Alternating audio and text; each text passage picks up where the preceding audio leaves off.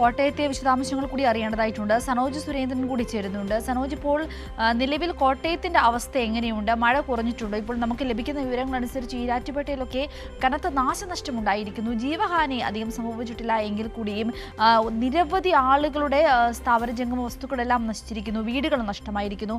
പലരും ഈ ഒരു ഒന്നാം നിലയിലേക്കൊക്കെ മുകൾ നിലയിലേക്ക് കയറിയത് കൊണ്ട് മാത്രം രക്ഷപ്പെട്ടിട്ടുള്ളവരാണ്. അവരെയൊക്കെ സുരക്ഷിതമായ ഇടങ്ങളിലേക്ക് എത്തിക്കുവാൻ സാധിച്ചിട്ടുണ്ടോ? നിലവിലത്തെ അവസ്ഥ എന്താണ് ആകെ കോട്ടയത്ത്?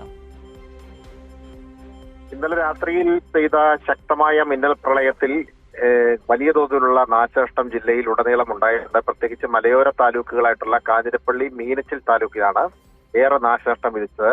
മഴ ശക്തി പ്രാപിച്ചതിന്റെ അടിസ്ഥാനത്തിൽ ഒന്നിലേറെ ഇടങ്ങളിൽ ഉരുൾപൊട്ടലുണ്ടായി. കൂട്ടിക്കൽ പഞ്ചായത്തിൽ ഉരുൾപൊട്ടലുണ്ടായി. ഏക്കർ കണക്കിന് കൃഷിയിടം ഒലിച്ചു പോകുന്ന സാഹചര്യമുണ്ടായി. മണിമലയാർ കരകവിഞ്ഞതിന്റെ അടിസ്ഥാനത്തിൽ താഴ്ന്ന പ്രദേശങ്ങൾ വെള്ളത്തിലായി. നിരവധി വീടുകളിൽ വെള്ളം കയറി. ഇവിടെയുള്ള കുടുംബങ്ങളെ ദുരിതാശ്വാസ ക്യാമ്പുകളിലേക്ക് മാറ്റി. മീനച്ചിൽ താലൂക്കിലെ പൂഞ്ഞാർ തെക്കേക്കര ഭാഗത്തുണ്ടായ ഉരുൾപൊട്ടലിൽ ഒരു കുടുംബത്തിലെ 2 പേർക്കാണ് ജീവഹാനി സംഭവിച്ചത്. അമ്മയും മകനും മരണപ്പെടുന്ന സാഹചര്യമുണ്ടായി. ഒപ്പം തന്നെ മറ്റ് ഇടങ്ങളിലും മീനച്ചിലാറിന്റെ പല പ്രദേശങ്ങളിലും വെള്ളം കയറിയതിന്റെ അടിസ്ഥാനത്തിൽ ഈരാറ്റുപേട്ട നഗരം പൂർണ്ണമായും വെള്ളത്തിലായി. ഇപ്പോൾ ഈ മലയോര മേഖലയിൽ നിന്നുമുള്ള വെള്ളം പാലാ നഗരത്തിലേക്ക് ഒഴുകിയെത്തി. ഇപ്പോൾ പാലാ നഗരവും വെള്ളത്തിൽ അകപ്പെട്ടുകൊണ്ടിരിക്കുകയാണ്. പാലാ നഗരത്തിലേക്ക് വെള്ളം കയറുകയാണ്. കൂടുതൽ വ്യാപാര സ്ഥാപനങ്ങളിലേക്ക് വെള്ളം കയറിയിട്ടുണ്ട്.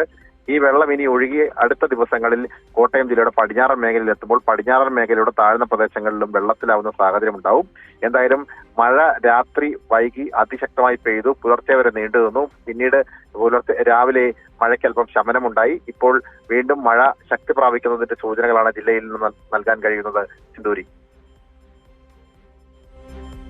സനോജ്, ഇപ്പോൾ 2 മരണം സ്ഥിരീകരിച്ചിരുന്നല്ലോ. അവരുടെ മൃതദേഹങ്ങളൊക്കെ ആശുപത്രിയിലേക്ക് മാറ്റുവാൻ സാധിച്ചിട്ടുണ്ടോ? അതിന്റെ തുടർ നടപടികൾ എന്തൊക്കെയാണ് അറിയുവാൻ സാധിക്കുന്നത്? ഒരു കുടുംബത്തിലെ 2 പേരാണ് പൂഞ്ഞാർ തെക്കേക്കരയിൽ ഉണ്ടായ ഉരുൾപൊട്ടലിൽ മരണമടഞ്ഞത്.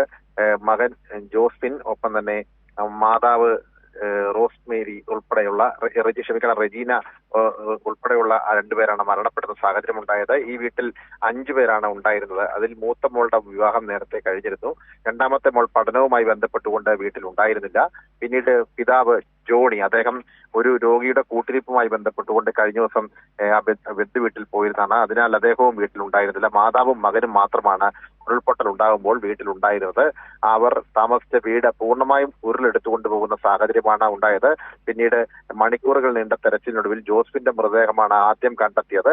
അതിനുശേഷം 3 മണിക്കൂറോളം നടത്തിയ തെരച്ചിലിന് ശേഷം 3 മണ്ണുമാന്തി യന്ത്രങ്ങൾ ഉപയോഗിച്ചുകൊണ്ട് നടത്തിയ പരിശോധനയെ തുടർന്നാണ് മാതാവിന്റെ മൃതദേഹം കണ്ടെത്തുന്ന സാഹചര്യം ഉണ്ടായത്. ഇരുവരുടെയും മൃതദേഹം ഇപ്പോൾ പാലാ ജനറൽ ആശുപത്രിയിലേക്ക് മാറ്റിയിരിക്കുകയാണ്.